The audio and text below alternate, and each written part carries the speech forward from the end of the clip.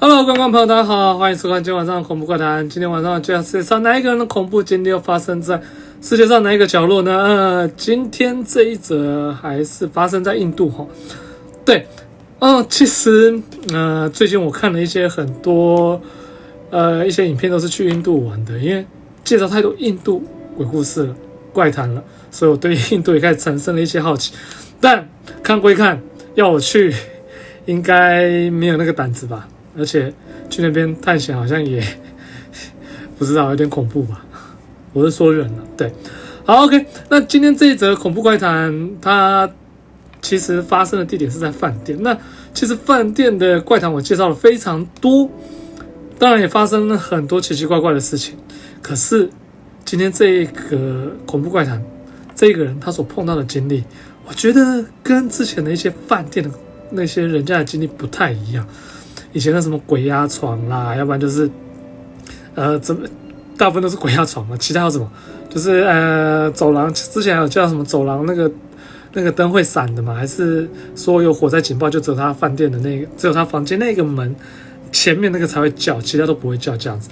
诸此之类的很多，但今天这一则我会觉得有趣，是因为他的碰到的状况跟人家不太一样。至于是什么样的经历呢？接下来我就来介绍给大家咯。随着公司业务范围的扩张，我有机会造访新的地方，体验到各种酸甜苦辣的经历。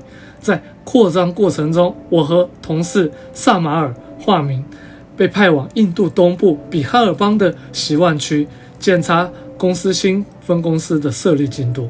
习万是个发展缓慢的小城市，由于比哈尔邦长期受到马欧派和纳萨尔派活动的影响，其负面效应显而易见。虽然拥有丰富的自然资源，但这里却被贫困、缺乏完善的教育基础设施和医疗设施牢牢地束缚住，发展迟缓。说到正题，我们在周六傍晚抵达习万酒店，房间已经提前预订了，无需担心住宿。入住后，我们决定去当地的市场逛逛。由于习万是个小城市，且我们到达的时候已经晚了，许多店铺都已经关门，没能逛多久，我们决定不在酒店用餐，而是想尝尝路边摊的当地美食。满足口腹之欲后，我们各自回房间。将近午夜过半时，我听到一声压抑的尖叫声，声音不算大，但足以吸引我的注意。我起身想查个究竟，但刚从床上起来，就听到门上传来一阵猛烈的敲击声。我打开门，探头一看，惊讶地发现走廊空无一人。走廊很长，若有人恶作剧，根本不可能瞬间消失。正当我要关上门锁时，一阵冰冷的气流吹拂过我的颈后，房间里突然充斥着一股恶臭。凭借过去的经验，我立刻意识到这是灵异事件。我没让自己惊慌，回到床上，从行李中取出哈努曼查利萨，一首致敬哈努曼神的印度圣歌，据说能驱散邪气，放在枕头下，然后睡去。那晚我睡得很沉。第二天早上，我和萨马尔在餐厅共进早餐。吃早餐时，他问我昨晚有没有感觉到什么怪事。我没提自己昨晚的经历，平静地说没有。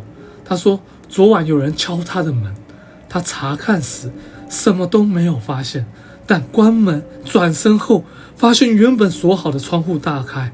他继续说，即便关了空调，他整晚都在冷得发抖，感觉不太舒服。这是我第3次和萨马尔一起出差，我安慰他说可能是连续出差太累了，加上昨晚冷得发抖，或许发烧了。我告诉他下午我们会去看医生。上午9点半到下午1点半，我们在新分公司监督工作进度，提供专业建议和所需资源。下午我们找了当地的医生检查后，安排了一些病理检验，提交样本后，我们又在分公司待了4个小时，然后我结束了当天的工作。我们大约晚上9点15分回到酒店，用过晚餐后各自回房。我决定早点休息，准备好后向神祈祷，然后上床。没多久我就睡着了。睡梦中，我看到了一个异常真实的梦境，仿佛一切就在我眼前上演。梦中，一辆白色的马车装饰着白色的晚香玉，花香弥漫四周。马车中央躺着一具盖着白色丝布的男尸。马车有一群身穿白色裹布，从胸口到下半身的男人护送，四周被明亮的日光笼罩。护送的男人们在哀悼，却鸦雀无声，脸上毫无表情。我看不清死者的脸。领头的男人手持一个装满水的陶壶，上面漂浮着几片玫瑰的花瓣。这景象让我心神不宁，猛然惊醒，满身冷汗。我开始思考这梦的意义以及它与我的关联。这是连续第二晚我在这房间经历到的异常事件。我看了看表，惊讶地发现现在是凌晨的12点33分，几乎与昨晚听到尖叫的时间相同。此刻我决定离开这个房间。我联系前台询问是否有其他房间呢，却被告知没有空房，只能继续待在这里。于是我打开电视，试图在沙发上入睡。我大概睡了3个小时，电话响了，是萨马尔打来的，声音充满恐惧，像是见了鬼。我赶到他房间，见他果然吓得魂不附体。我问他怎么了，他说从浴室出来后，看到一个人背对他躺在床上。他质问那是谁，怎么进来的。那个人瞬间如雾气般消散。是谁？怎么进来的？我叫他立刻收拾行李，我们要马上离开这个酒店。我回到房间收拾东西，检查是否有遗漏时，左眼余光看见一个红色双眼的生物，体型像只巨大的四足动物，那形象超乎想象，极其恐怖，我从未见过这样的东西。清晨，我们迅速退房，搬到5公里外的另一家酒店。萨马尔因为身体不适或极度恐惧，中途退出了这次的出差。我留给你自行判断原因。接下来的2天，我继续监督新分公司的剩余工作，没再发生异常。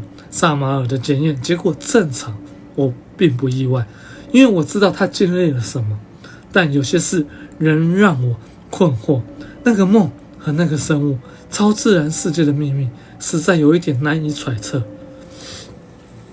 好，介绍完今天这个恐怖怪谈。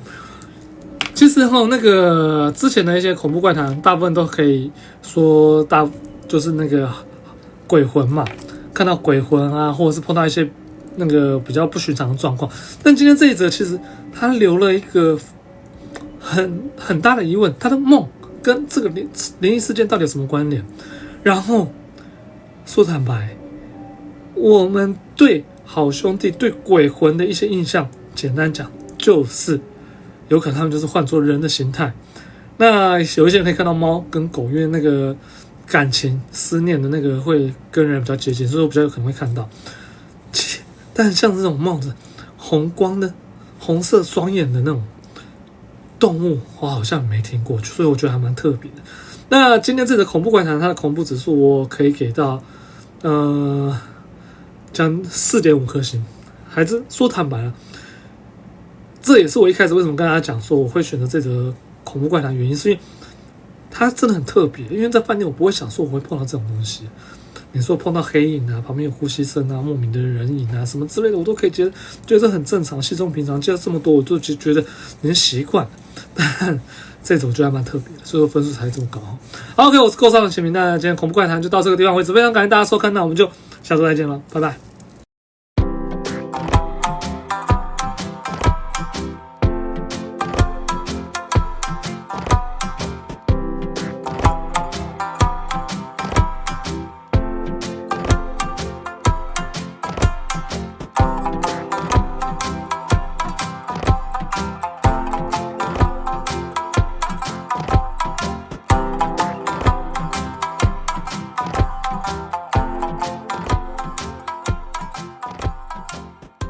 이어서서